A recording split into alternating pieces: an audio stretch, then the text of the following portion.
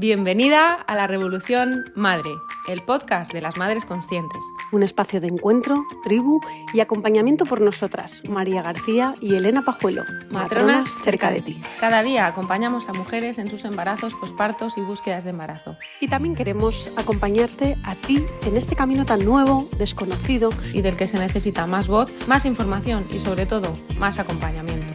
La Revolución Madre es un podcast para ti. Aquí encontrarás información de calidad, actualizada, consejos útiles y testimonios para que tu día a día sea más consciente, más fácil y te sientas acompañada y con más recursos. Vamos allá con el episodio de hoy. Te recordamos que ahora ya puedes unirte con nosotras a La Revolución junto con otras muchas mamás. Una vez al mes nos veremos en nuestros encuentros revolucionarios para comentar los capítulos del mes, resolver preguntas y mucho más. Ya puedes unirte haciendo clic en el enlace de la descripción. Hola chicas, bienvenidas a un nuevo episodio de La Revolución Madre. Hoy es un episodio muy especial, ya sabéis que de vez en cuando hacemos entrevistas a personas que vienen a contarnos cosas súper interesantes, entonces además de tener a Elena por aquí, hola Elena Corazón, tenemos un súper invitado. Tenemos por aquí al doctor Guillermo Fernández Lizana, ginecólogo, con el que vamos a hablar hoy de un tema súper interesante. Y bueno, antes de empezar, Guillermo, cuéntanos, ¿quién eres? Bueno, lo primero, muchas gracias por invitarme a hablar un ratito de obstetricia con vosotras, que ya sabéis que es algo que me apasiona. Y bueno, pues yo soy ginecólogo, predominantemente obstetra. Desde que me formé me he dedicado solo a la obstetricia. Soy especialista en seguimiento de embarazos, tanto de alto como de bajo riesgo, y lo que más me gusta es el diagnóstico prenatal. Pero el grueso de mi actividad al final es la asistencia de los partos y todo lo que tenga que ver con el paritorio. Qué bueno.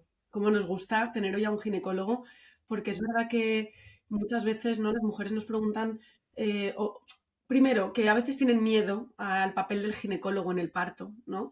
Y también por eso te traemos, para aportar mucha tranquilidad. Y luego porque vuestra visión es muy complementaria a la nuestra como matronas y nos parece muy enriquecedor. Muchas gracias. También lo es para mí. Así Siempre que tengo mucho que aprender de mis compis matronas. Qué guay. Sí, al final lo que siempre hablamos nosotras y que es una realidad, ¿no?, que sucede en muchos equipos, lo bueno, lo bonito que es y los buenos resultados que genera también para las mujeres el trabajo en equipo de la matrona, de las matronas con los gines o las gines, porque bueno, pues se consigue una atención a las mujeres súper completa, ¿no? Y entonces, bueno, ¿de qué vamos a hablar hoy? Que este es un temazo, ¿no? Bueno, pues es un tema que muchas veces preocupa, que nos asusta a las mujeres en general, pero hoy vamos a daros información, Guillermo, sobre todo tranquilidad, que esto es lo que más queremos que os llegue, ¿no? Bueno, vamos a hablar de las complicaciones en el parto, las más relevantes. Obviamente cada parto es un mundo, puede pasar un montón de cosas, pero sí que hay, bueno, pues complicaciones que son más frecuentes y algunas que vamos a tratar que quizá no son tan frecuentes, pero sí son importantes, ¿no?, que las conozcamos. Entonces, bueno, Guillermo, cuéntanos, ¿cuáles son para ti, pues, las complicaciones más relevantes? No quizá las más frecuentes, pero sí las más relevantes. Pues chicas, yo diría que las más relevantes, efectivamente, no por frecuencia, sino por impacto y dificultad quizá para transitarlas por la mujer, diría que son la hemorragia posparto y la distocia de hombros. Vale. Entonces, que estamos hablando de la hemorragia, ¿no, Guillermo? Perfecto. Porque sí, ¿qué es una hemorragia posparto y cuándo lo diagnosticamos, ¿no? ¿En qué momento? Bueno, ya sabéis que, y todas las mujeres saben, que en los partos siempre se va a sangrar. Entonces es muy difícil cuantificar qué consideramos una hemorragia. Generalmente se dice que en un parto vaginal normal se debe sangrar en torno a medio litro y en una cesárea hasta casi 1 litro. Pero la realidad es que nosotros lo que monitorizamos es cómo tolera la mujer esa pérdida hemática, ¿no? Porque hay mujeres que con muy poquito sangrado presentan mucha sintomatología, ¿no? Se marean, se hipotensan, presentan náuseas, están incómodas, y otras mujeres toleran sangrados más abundantes. Y esto depende mucho también de en qué estado llegan al final del embarazo. Pues depende si tenemos anemia previamente, de si llegamos con una analítica que está perfecta, en fin, de varios condicionantes que van a hacer que la mujer experimente mayor o menos sintomatología en el contexto de ese sangrado. Claro, y sabemos si hay factores de riesgo, qué es lo que suele hacer que suceda, ¿no? Bueno, ¿por qué se puede dar? Es verdad que, no sé si la mayoría, pero muchas veces encontramos hemorragias postparto en mujeres que no tienen ningún factor de riesgo. Pero sí que existen muchos conocidos. Así los más relevantes yo diría que son cualquier situación que suponga una sobredistensión del útero, como puede ser un bebé muy grande, un embarazo gemelar, las heridas en el útero, pues el tener una cesárea hecha previamente o algún otro tipo de cirugía sobre el útero, como una miomectomía. Los partos que se extienden mucho en el tiempo, bien sea en el periodo de dilatación o los expulsivos prolongados, la fiebre durante el parto o cualquier tipo de infección que pueda elevar la temperatura en la mamá también parece que aumenta un poquito el riesgo, o el tener una anemia previa, que es una cosa muy frecuente durante el embarazo. Ujú. Y cuando hay una hemorragia en el contexto del parto, Guillermo, ¿cómo se actúa? Porque imagino bueno, es una urgencia obstétrica y como tal, ¿no? Se debe actuar rápido para, pues eso, para disminuir, ¿no? Las posibles cosas que puedan ocurrir. Entonces, cuando se detecta que hay una hemorragia posparto, ¿qué se hace? Bueno, lo primero, informar a la mujer de lo que está ocurriendo para intentar que mantenga la calma. Como es una hemorragia, como es una complicación que no es infrecuente, siempre estamos preparados e intentamos anticiparnos. Entonces, para nosotros, tanto para gines como para matronas, anestesistas, etcétera, es algo que está muy protocolizado y tenemos siempre un plan A, un plan B, un plan C, un plan D, un plan E. O sea, es una cosa que que tenemos muy estudiada y muy trabajada, por lo tanto, creo que todo el mundo en general, pese a que es una situación que puede ser potencialmente emergente, mantiene mucho la calma y la mayor parte de las veces es algo que, bueno, que se resuelve rápido y que no supone una complicación absoluta. Lo que hacemos es, en primer lugar, tomar unas constantes a la mamá para saber cómo está tolerando ese sangrado, asegurarnos que tenga canalizada una vía venosa periférica, que en la inmensa mayoría de partos la vamos a tener canalizada, y si no, se canaliza en ese momento, para tener una facilidad de acceso para administrar volumen a la madre o poner un tratamiento. Y luego intentar identificar qué es lo que está pasando, porque depende de lo que esté ocasionando el sangrado, tendremos que resolverlo de una manera o de otra. La mayor parte de las veces lo que está ocurriendo es que el útero no se contrae adecuadamente después del parto, ¿no? El útero está muy distendido durante el embarazo y después del alumbramiento de la placenta debe volver a contraerse para volver a su tamaño original. Y en esa contracción consigue hacer la hemostasia. Si hay algo que le dificulta contraerse, la madre va a sangrar. Entonces, sabemos que esto puede ser debido a que hayan quedado restos de placenta o de la bolsa dentro que dificulten que el útero se contraiga. Esto lo podemos ver con una ecografía. Simplemente a la pérdida de tono por agotamiento del músculo, que esto lo podemos resolver con medicación. Tenemos que ver que no haya un desgarro que esté produciendo un sangrado profuso y que no lo hayamos visto. Pues en ese caso se identifica y se sutura. O luego, muchas mamás traen un antecedente de tener alguna alteración de la coagulación o han estado tomando algún medicamento que puede cambiar su forma de coagular óptima y ya estamos sobre aviso, ¿no? Y también tenemos medicamentos para revertir esa situación. Y yo creo que estos son los escenarios como más frecuentes y los primeros en los que pensamos tanto gines como matronas para resolver.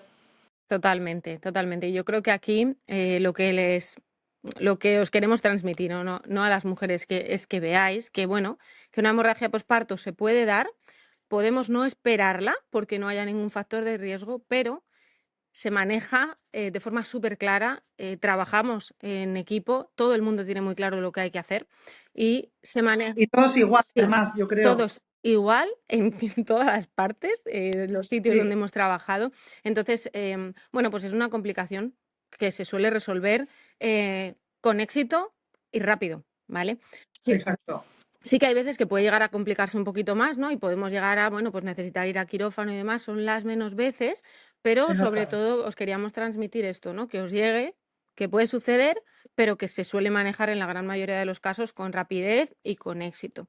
Entonces, de hecho, bueno, perdóname María que te cortó, por dale. dar un dato, yo soy como muy de datos, la hemorragia posparto en España se describe más o menos en un 3 a 6% de los casos. Fíjate. Y los casos graves que requieran actuaciones posteriores con intervención quirúrgica, etcétera, y que de verdad consideramos que puedan ser, pues eso, un problema y una emergencia real, son menos del 1% afortunadamente. Claro, es que, pues eso. Importante ese dato. Vale, pues vamos a continuar con las complicaciones en el parto y vamos a ver la siguiente más común que has comentado, ¿no, Guillermo? Que es el tema de las distocias de hombros, que esto nos da mucho miedo. Sí. A los padres les da mucho miedo, a las parejas que están ahí viendo el parto y sobre todo también por la mala prensa que creo que tienen también las distocias. Entonces, bueno, cuéntanos si quieres de manera sencilla qué es una distocia de hombros para que lo entendamos y luego pues un poquito cómo se identifica en el parto y cómo se resuelve, por supuesto. Pues la distocia de hombros fundamentalmente es que tras la salida de la cabeza del bebé, los hombros tienen que transitar la salida por la pelvis y se nos encaja el hombro anterior en la sínfisis del pubis de la mamá. O sea, es como un estancamiento del hombro del bebé en el hueso de la pelvis de la madre. Entonces nosotros lo identificamos en ese momento. Es algo que no se puede predecir. Existen factores de riesgo, que si queréis ahora los comentamos, pero es verdad que es algo que es impredecible y que a todos nos pilla en ese momento por sorpresa. Entonces, básicamente vemos que se produce la salida de la cabeza y cuando corresponde la salida del cuerpo del bebé, bien sea en ese momento o con la siguiente contracción, pues parece que no sigue adelante, ¿no? Entonces, en ese momento, Ese signo de la tormenta, exactamente, ¿no? en ese momento, tanto gines como matronas, nuevamente, igual que en el contexto de la hemorragia, nuestra cabeza se dispara el protocolo y sabemos A, B, C, D. Cada uno dentro del paritorio va a asumir un rol y va a dedicarse a hacer que las cosas funcionen aportando su granito de arena. Entonces, en este contexto sí que es súper importante la colaboración de la madre. O sea, es verdad que es una situación emergente porque hay que actuar rápido, pero sí que es la que os diría yo que me parece que la madre puede colaborar más simplemente escuchándonos y haciendo lo que le pedimos, que básicamente es relajarse, no pujar y escuchar nuestras indicaciones. Súper importante comunicarle que está habiendo una distocia, que vamos a hacer una serie de maniobras para intentar liberar el hombro y que si ella no puja, lo tenemos más fácil. Entonces suele ser algo casi siempre que se resuelve súper rápido. A todos nos parece eterno, porque ahí los segundos pasan muy despacio, pero la realidad es que se suelen resolver la inmensa mayoría sin ninguna incidencia y muy rápido. Utilizamos, ya sabéis, pues, como medidas posturales, generalmente se tumba la madre del todo, elevamos las piernas porque esto abre un poquito la pelvis y facilita la salida del hombro. A veces empujamos la tripilla como por un lado o por otro para disminuir este ángulo de los hombros del bebé e intentar que salga. Y bueno, pues generalmente y afortunadamente en muy pocos minutos se consigue que salga. Claro, de nuevo lo mismo, ¿no? Igual que con la hemorragia, que os quede claro que cuando se identifica distocia de hombros en un parto, los profesionales no tenemos casi ni que hablar entre nosotros, porque ya sabemos lo que hay que hacer y se soluciona, de verdad. Esto es importantísimo. Nosotras siempre en las preparaciones al parto hablamos de que el parto puede complicarse, que puede ocurrir alguna cosa, algún imprevisto, y lo importante que es en ese momento, conecta con tu bebé, conecta contigo, quien te esté acompañando es pieza clave también para esto, ¿no? Para decirte, tranquila, que va a estar todo bien, vamos a escuchar lo que nos están diciendo, vamos a colaborar y se va a resolver, ¿no? Entonces me parece muy clave esto que has dicho, Guille, sin duda. Así que... Y dedicar unos segundos antes de que nadie se mueva, vamos a informar a los padres de lo que está pasando, que si nos ayudan va a ser muchísimo más fácil. Eso es. Sí, súper importante. Súper importante. Sí, Guille, y esto que dicen menos, que tu bebé es muy grande y tienes más probabilidades de que haya una distocia de hombros. Cuéntanos, ¿qué hay de verdad aquí? ¿Cuáles son? Sabía que me ibas a hacer esa pregunta. Pues a ver, como hablamos, es muy parecido a lo de la hemorragia. Sí que hay factores de riesgo conocidos para que se produzca una distocia de hombros y los más importantes fundamentalmente son que los bebés sean grandes por un problema de continente contenido en la pelvis básicamente, que el embarazo con una diabetes gestacional que muchas veces cursa también con un bebé grande, pues también puede ser un factor de riesgo. Los partos instrumentales también tienen una tasa un poquito superior, los partos que se producen muy rápido también. Y el antecedente de ya haber tenido una distocia en tu parto anterior también parece que aumenta un poquito las papeletas. Pero la mayoría de las distocias ocurren en partos sin factores de riesgo. O sea, podemos tener un bebé a término de 2,6 kilos y hacer una distocia de hombros.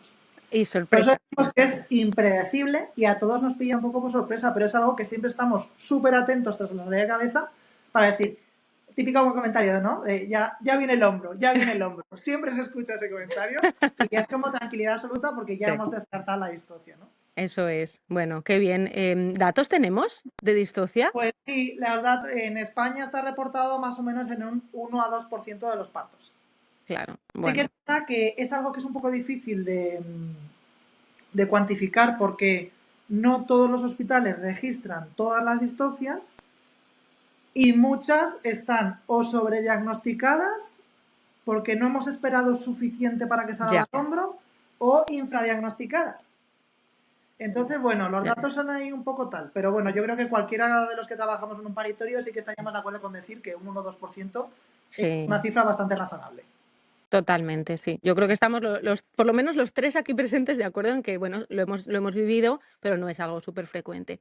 Y bueno, vamos con otro tema que seguro quien haya llegado a este episodio está diciendo, vale, ok, pero ¿qué pasa? Cuando hay un instrumental o hay una cesárea, a mí esto me preocupa mucho porque, claro, si termina siendo un parto instrumental o una cesárea, entonces es que está yendo todo fatal. Vale. Lo primero, ¿cómo identificamos durante el parto, ¿no? Que, bueno, pues puede ser necesario en ese momento un instrumental o una cesárea? Vale, bueno, esta es pregunta a pillar, ¿eh? Porque aquí podemos estar hablando 7 años y medio, pero bueno, Sí. yo creo que lo más importante es que los padres entiendan que durante el trabajo de parto nosotros hacemos una monitorización de la frecuencia cardíaca de los bebés. Y quizá ahora me desvío un poco del tema principal para luego volver. Yo siempre le cuento a los padres, que me parece una forma fácil de entenderlo, que los bebés tienen un mecanismo de adaptación al trabajo de parto que es muy similar al nuestro cuando corremos una maratón o la distancia que sea, una larga distancia. Al principio de la carrera tenemos muchos recursos para correr a gusto, con una frecuencia cardíaca normal, perfectamente oxigenados y disfrutando del paseo. Pero conforme avanzan los kilómetros y empieza a aparecer la fatiga muscular, necesitamos utilizar mecanismos de adaptación que nos permitan llegar a la meta en las mejores condiciones posibles. Pues con el trabajo de parto ocurre un poco lo mismo. El bebé tiene una capacidad para transitarlo y las contracciones son un insulto externo, por así decirlo, que le va poniendo a prueba. Pero los bebés tienen capacidad para adaptarse a las contracciones. Y esto es algo que ocurre de forma fisiológica. Entonces, nosotros durante la monitorización del trabajo de parto vemos cómo el bebé se va adaptando a ese esfuerzo que le está exigiendo el propio parto. Si en algún momento vemos que el bebé no se está adaptando adecuadamente o está encontrando dificultad, vuestro y nuestro papel es anticiparnos a los problemas. Entonces, hay veces que hay que intentar finalizar el embarazo por la vía más rápida, sea una cesárea o sea un parto instrumental, antes de que el feto se comprometa.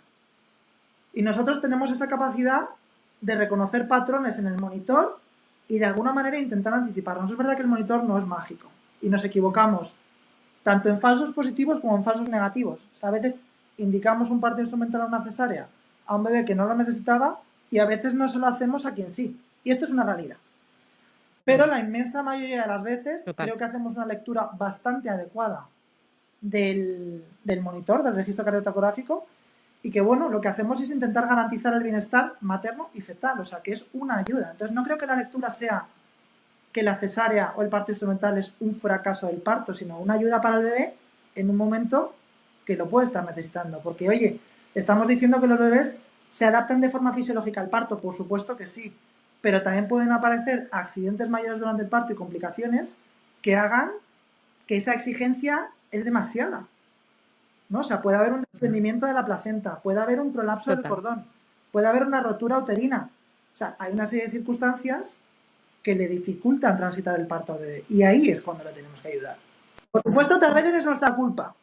Total. Porque hay veces que hemos apretado demasiado, hemos puesto oxitocina de más, la mamá está teniendo demasiadas contracciones. Esto también es una realidad y ocurre. Creo que cada vez lo hacemos mejor, también es verdad. Claro. Y que en general se trabaja muy bien y se monitoriza muy bien los partos. Pero es verdad que un exceso de contracciones también puede suponer un estrés para el feto, ¿eh?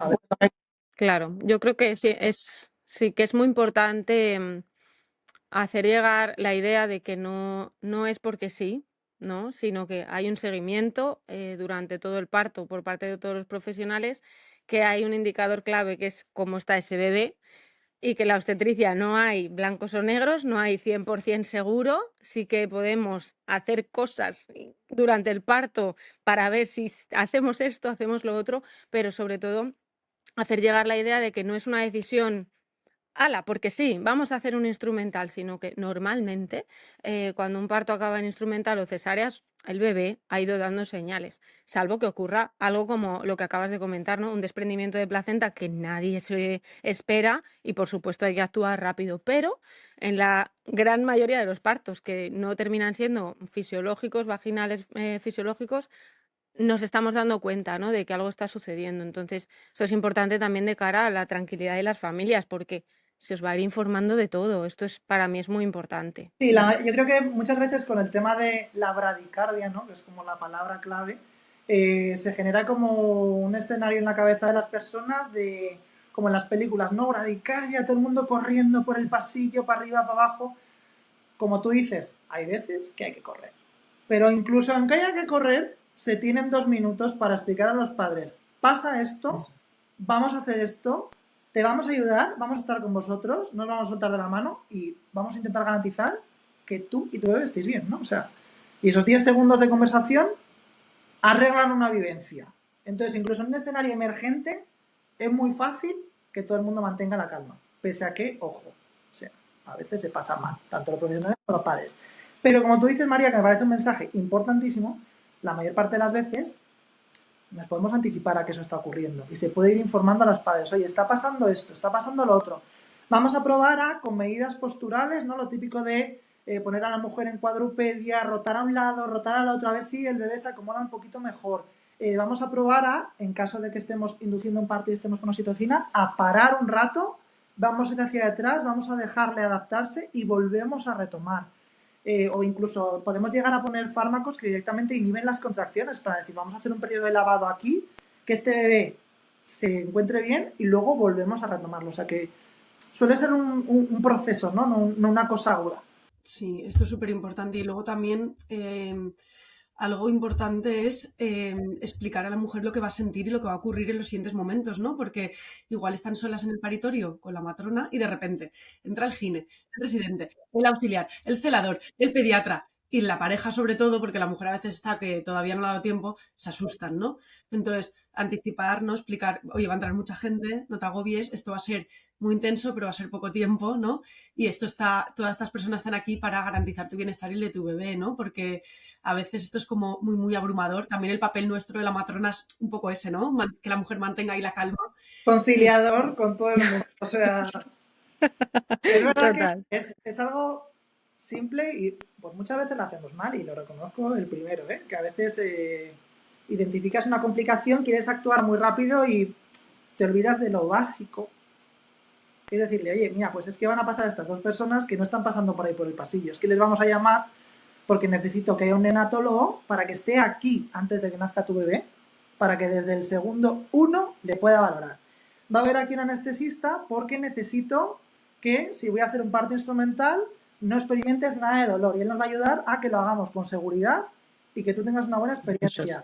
Voy a avisar a otro compañero ginecólogo porque si estamos 2 me siento más seguro y te vamos a poder asistir mejor que si solo está una persona, ¿no? O va a venir otra matrona para que María, que ha estado contigo durante todo el parto, pueda estar a tu lado y mi otra compañera me va a ayudar con lo que sea. Y esos 5 segundos de conversación son súper sanadores y diferenciadores para la vivencia que va a tener la mujer. Entonces, muchas veces yo sí que entiendo que es un poco un escenario intenso, ¿no? Que de repente circula mucha gente a tu alrededor y quizá percibes más gravedad de la que realmente hay. Totalmente. Pero intentamos que cada uno asuma un rol muy concreto y que cada uno haga muy bien lo que tiene que hacer. Entonces, a veces uno solo no puede y necesitamos trabajar en equipo.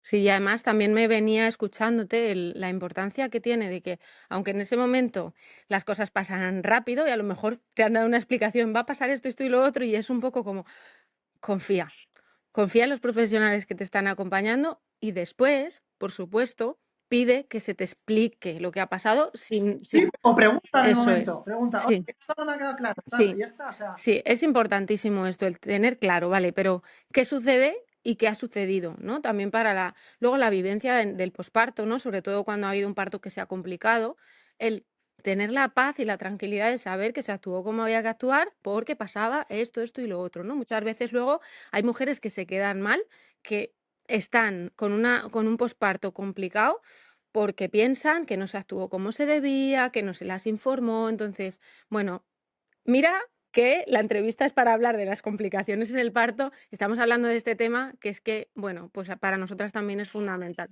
un poco de la reparación, Sí, Sí que es verdad que lo que dices, a mí en mis primeros años como ginecólogo sí que me llamaba mucho la atención que en las revisiones postparto muchas mujeres aprovechaban ese momento, que más o menos se suele hacer la revisión postparto con el ginecólogo como al mes y medio del parto, como para retomar un poco la vivencia y desgranar y analizar, oye, ¿por qué me hicieron esto? ¿Por qué pasó lo otro? ¿Tú puedes ver en el informe si se me administró tal medicación? ¿O cuánto tiempo pasó? Joder, no hay que esperar un mes y medio. O sea, tú estás ingresada el día de tu parto y luego vas a estar unos días de puerperio durante el ingreso. Y es súper importante que en ese momento preguntes todas las dudas que todo y tengas. que te lo cuenten, que te expliquen. La que tenga tu madre, tu padre, tu hermano y tu hermana, porque es que ese es el momento de hablarlo, porque además es cuando está más reciente. Sí. Es cuando más dudas vas a tener y cuando mejor te las van a poder responder. Y a mí eso me da muchísima pena porque pienso, joder, una mujer es muy fácil que se lleve una muy buena experiencia en su parto. Y a veces también pasa que hay mujeres que yo creo que a vosotros os habrá ocurrido, Elena y María, que tú te llevas una sensación del parto de que ha habido una complicación, hemos corrido mucho, quizá no te has expresado de la manera que tú querías. Y sin embargo, la mujer lo ha entendido perfectamente, se llevó una sensación de seguridad y de respaldo muy buena Y ya y no está. le dio más importancia. Sí. Y se fue tan feliz con su niño en brazos a casa o con su niña en brazos y tuvo una experiencia muy buena de su parto. Sí, Y dices, joder, es que sí. Al final, hay que hablar. comunicación, ¿no? Por ambas partes. Vosotras, las mujeres, que os quedéis tranquilas, que sepáis que es vuestro derecho preguntar y que se os informe. Y por parte de los profesionales es que lo suyo es esto, después, ¿no? Una vez ha pasado el parto, oye, ¿todo bien? ¿Tienes alguna duda que te haya quedado? Algo que quieras comentar, ¿no? De lo que ha ocurrido, sobre todo si ha habido una experiencia así.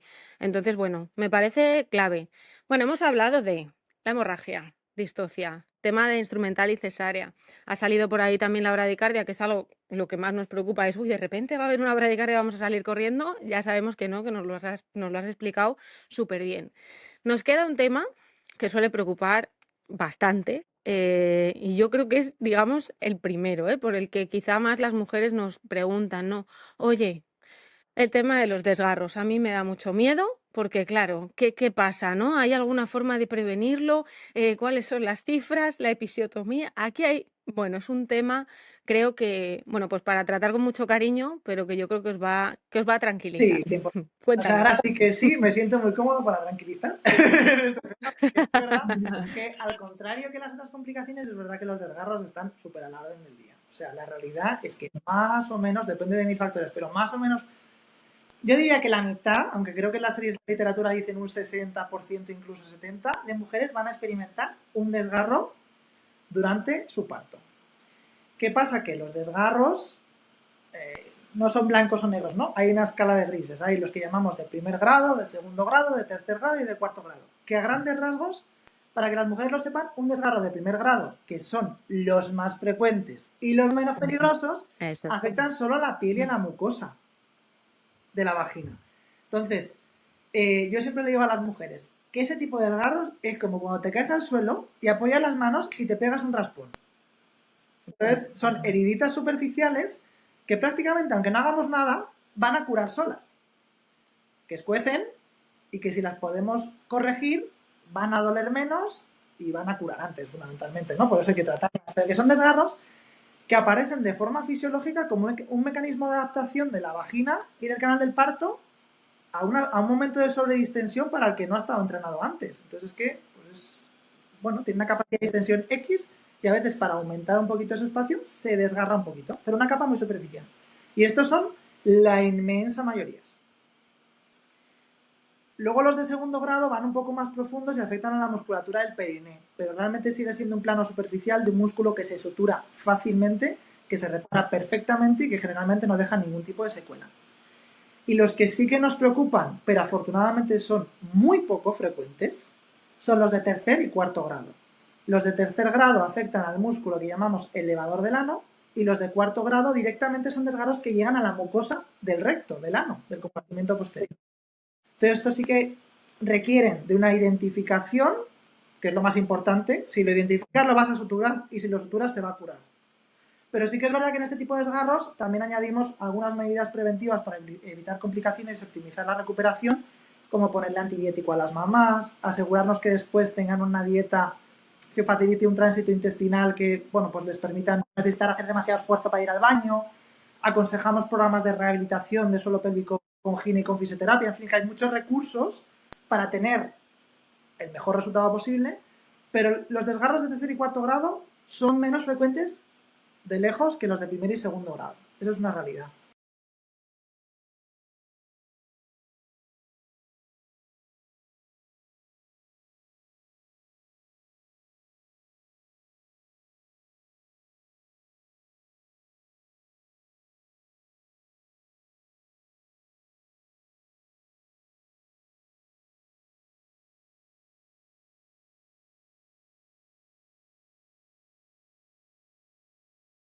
No, o sea, fórmula mágica no hay. Lo que sí que está claro es lo que tú acabas de mencionar. O sea, cuando nosotros observamos la evolución y el movimiento de una mujer durante un parto de absoluta mínima intervención, ninguna mujer pare quieta.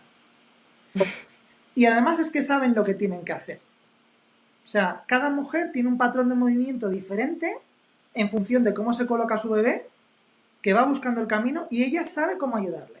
Entonces, esos gestos que a veces no saben ni qué está haciendo, ¿no? Es como un movimiento de la pelvis de flexión, extensión, anteversión, retroversión. Esos mecanismos van ayudando a que la musculatura se adapte al contenido que viene, ¿no? Y facilite y acompañe el pujo. Entonces, claramente, la tasa de desgarros es menor en estos partos de mínima intervención y los desgarros que se observan suelen ser de primer y segundo grado, que esos también en los partos de cero intervención son igual de frecuentes. Entonces, bueno, pues las mujeres tienen derecho a elegir cómo quieren transitar su parto, evidentemente, y cada vez está más de moda y más a la orden del día la walking epidural, que también es un temazo del que seguro que habéis hablado mil millones de veces.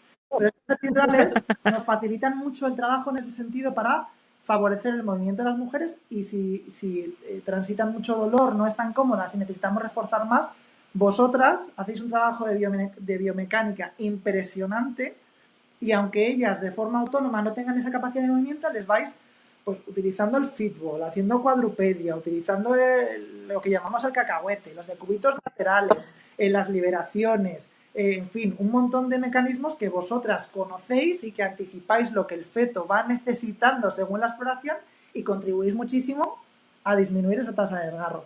Luego hay otra cosa que hacemos mucho, seguro que vosotras también, que es utilizar los paños calientes o compresas calientes. Los utilizamos para proteger, o sea, como para pues eso, aplicar un poquito de calor en el periné de la mujer con simplemente una compresa mojada con agua caliente o calentada de alguna otra manera, y eso es un relajante muscular, simplemente. Entonces va a favorecer que en el momento en que la cabeza vaya a salir, la musculatura esté más blandita y tenga más fácil la distensión. Tampoco es mágico, pero, y de hecho la literatura científica hay como a favor y en contra. Yo siempre digo, mira, mal no va a hacer, o sea, vamos a utilizar un recurso más e incluso puede ser un mecanismo de alivio. Eso es, yo justo pensaba eso, ¿no? Hay mujeres que, bueno, la cosa es como siempre informar, vamos a probar esto. Y hay mujeres que te dicen, genial, sigue haciéndolo. Y hay otras que te dicen, no, déjame. Bueno, quita que me quema. No me gusta, ¿no? Entonces, bueno, de nuevo, mensaje tranquilizador. Confiar en quien nos está acompañando, porque de verdad que sabemos lo que estamos haciendo y es que las personas que están con vosotras lo que quieren es que todo vaya lo mejor posible y van a utilizar todos sus recursos para que vaya súper bien y que, bueno, ese desgarro sea el mínimo. hay partos en los que no hay desgarros, ¿no? Porque estamos hablando de los desgarros, pero hay partos en los que no.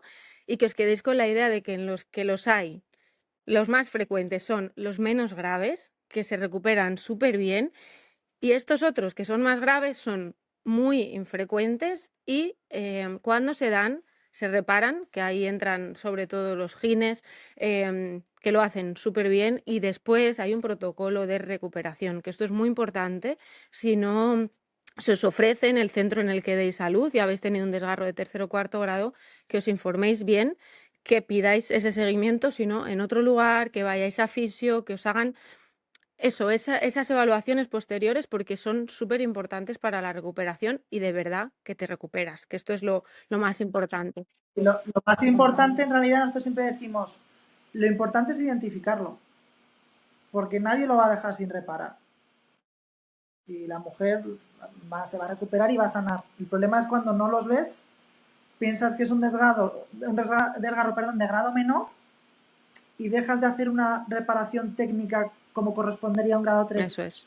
Entonces, creo que eso es súper importante. Y luego había preguntado también Elena, que creo que no lo hemos terminado de responder, que en qué tipo de partos ocurría con más frecuencia lo de los desgarros. Hemos mencionado que en el parto de mínima intervención es menos frecuente. Pues es verdad que un poco parecido a los factores de riesgo previos, pues los partos que se producen muy rápido, los partos de bebés grandes, los partos instrumentales, pues es verdad que tienen más tasa de desgarros. Pero bueno, tampoco es que si me van a hacer una instrumentalización con una ventosa voy a tener un desgarro a tercer grado. No, en absoluto. No, claro. Ni con forceps tampoco, o sea, en absoluto. Claro que no. No es más probable, sí, bueno, es un factor de riesgo, pero... Como siempre, no, lo que os decimos siempre, que es que la obstetricia no es 100% y no es si este parto ha sido así voy a tener un desgarro, o si hago esto seguro que no. Pues es que no, no te podemos garantizar eso. Entra dentro de las cosas que pueden suceder en un evento como es el parto, que es multifactorial, ¿no? Entonces, bueno.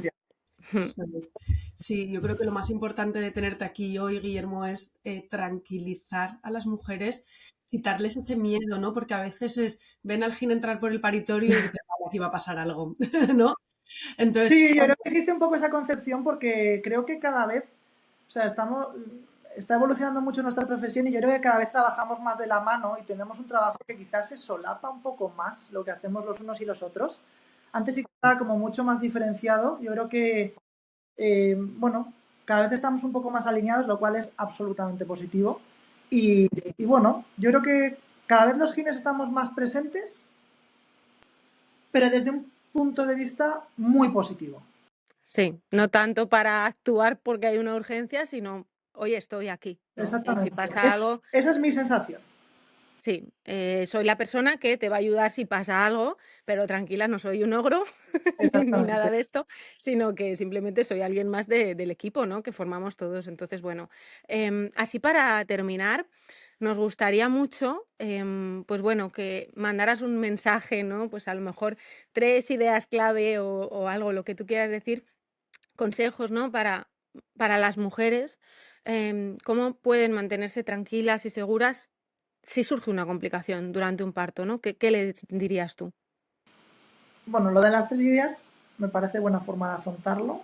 Yo creo que si estáis de acuerdo, si no se me ocurre ninguna, decimos una cada uno, pero yo diría más o menos que lo importante siempre es que al final, haya una complicación o no, estamos hablando de un proceso que de base es fisiológico. Entonces, lo primero, confiar en su cuerpo, porque probablemente está haciendo lo que tiene que hacer. Luego, confiar en los profesionales, que son personas que están ahí a su servicio para asistirle, para acompañarle y para ayudarle, o sea, no para ninguna otra cosa. Y lo tercero, lo dejo en vuestro tejado. Lo tercero yo... Bueno, sí, lo sé, creo sí que lo es... sé. Lo tercero, que pregunten, que no se queden Dale. con dudas. Eso iba a decir yo. Eso es. Que no se Justo queden iba a con decir dudas eso, lo mismo. porque yo creo que cualquiera vamos a estar felices de informarles adecuadamente. Es más, muchas veces que nos hagan preguntas dirigidas nos va a ayudar a comunicar lo que ha pasado y lo que queremos decir.